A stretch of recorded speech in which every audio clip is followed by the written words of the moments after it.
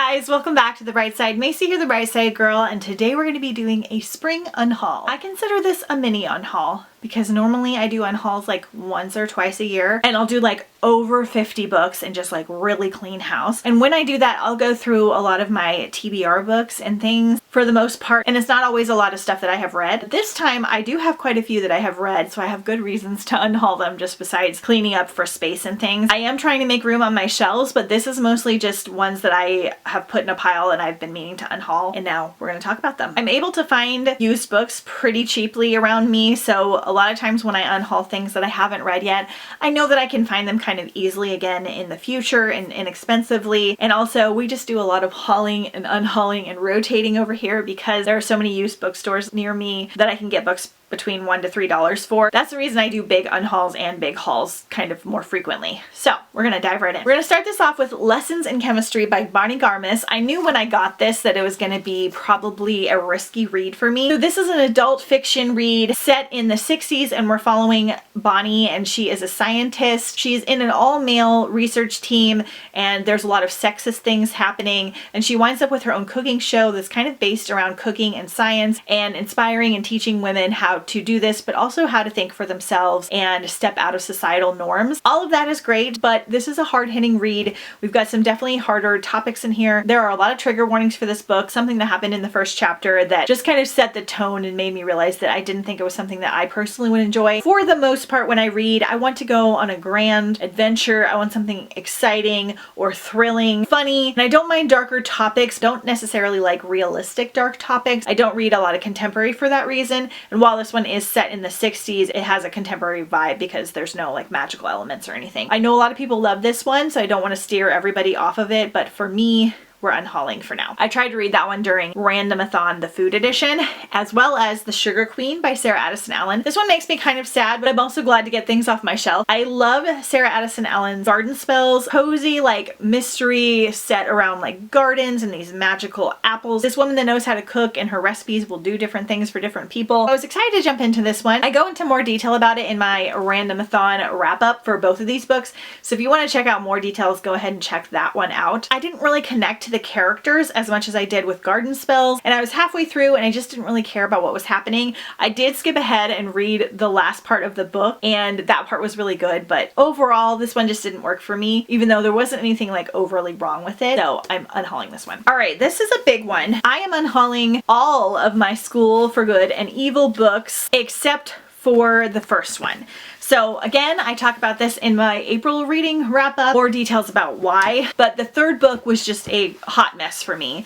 It just kind of went in circles and kind of recycled some of the stories from the first two books, and there are just so many fabulous middle grade books out there, and I have so many that are huge series that I want to check out. So I'm only keeping the first one, which I absolutely love. It has fairy tale vibes, and it was really, really fabulous. I'm going to consider it a standalone from now on. I am excited to be unhauling this many books, which is one reason why I like to finish series. This is a 6-book series. I don't have them all, and then this one is like a handbook, like guide to the world. I do love a good middle grade, but after reading the third one, I decided I wasn't going to continue on with the series, and I didn't need to keep them all. Alone Out Here by Riley Redgate. I read this one for Galaxy-a-thon. Again, I have a wrap-up where I talk more in detail about it. I was really hoping to love this one because the cover's so pretty. It's supposed to have like a Lord of the Flies in space premise. We're set in 2072, and we have all these characters that are like the kids of important people like presidents and scientists and things, and they wind up getting shot into space by themselves and kind of having to survive. But honestly, I found it kind of boring, even though the premise was fun, and I didn't really like the moral of the story at the end or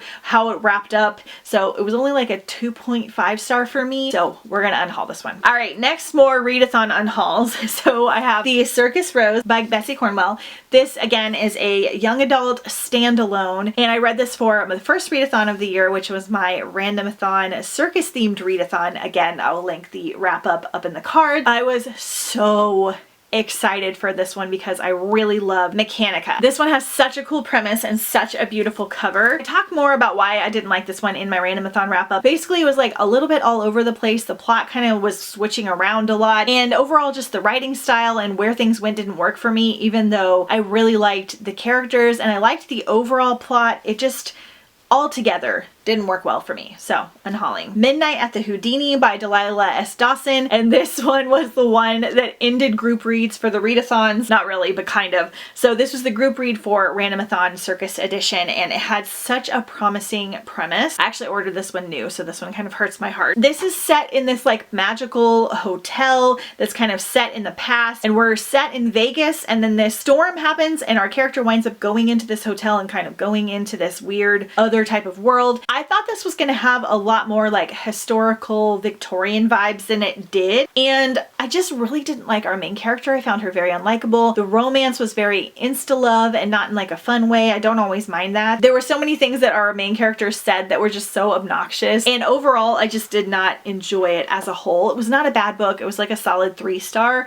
It's just not something I feel like I'm going to recommend a lot or ever want to read again. All right, then the rest of these are ones that I haven't read yet. So we have Hostage Run by Andrew Klavan. This again is just a spacey sci-fi read. It's book 2 in a trilogy. I'm not against reading it, but I only have the second one and I see them a lot, so I think I'm going to unhaul for now because my space shelves are like stacked and I haven't gotten to a lot of them, so unhauling. This one hurts me a little bit because it's so beautiful. The Joker Moon, a Wild Cards novel. It's so pretty by George R.R. Martin, and it's got like a spacey vibe to it, but this is part of like a 26 book series, and I don't think that you can read them individually, and I do not have the brain power for that when I have so many other series to finish. So unhauling this one. We have All I Want for Christmas by Wendy Logia. This one was a cute little young adult Christmas read. I did find it really cute and like fluffy, but it wasn't something I feel like I'm gonna ever read again. And there were other ones that had similar styles that I enjoyed more. So no hate against this one. I'll probably actually put it in the Jingle Bellathon giveaway for Christmas. It's just a cute little YA romance. It did feel like on the much younger side than some of the other young adult Christmas romances that I like. It was fine. It was cute. It's not something I think I'm gonna recommend like a ton. And lastly, and this one again makes me a little bit sad, is the entire Alchemist series by Michael Scott, The Secrets of the Immortal Nicholas Flamel. I read the first 2 years ago. Like, this is a much older series, and I always wanted to go back and read the rest of them. Honestly, there are so many other series I want to get to, and while I do remember enjoying the first 2, I don't remember like being obsessed with them. And there's just so many fantasy reads, and I believe this one's middle grade as well. Middle grade reads, and I think I've been keeping them just because they're so pretty. But it's a 5-book series, and after going through all the work of finishing a bunch of series the last like 2 years, I don't think I have the brain power to do this one. So we're gonna unhaul and hopefully give it a nice home for somebody who will enjoy it. Okay, not too bad, right? So under 20 books, but a nice little reset for spring. I definitely keep piling up books as I decide to unhaul them, and whenever I have enough, I'll do an unhaul for you guys. So that's my little unhaul for now. We'll do one in the summer. We'll do a big one either in the fall or at the beginning of the year. And yeah, let me know if you unhauled any books this month, and if you enjoyed this video, don't forget to follow me at The Bright Side Girl if you haven't already. I'll link my last haul video and unhaul video in case you like these types of videos. I tend to like them a lot. I'm not sure why. Probably because you get to see a lot of books really quickly. Thank you guys so much for watching, and I'll see you next time on The Bright Side.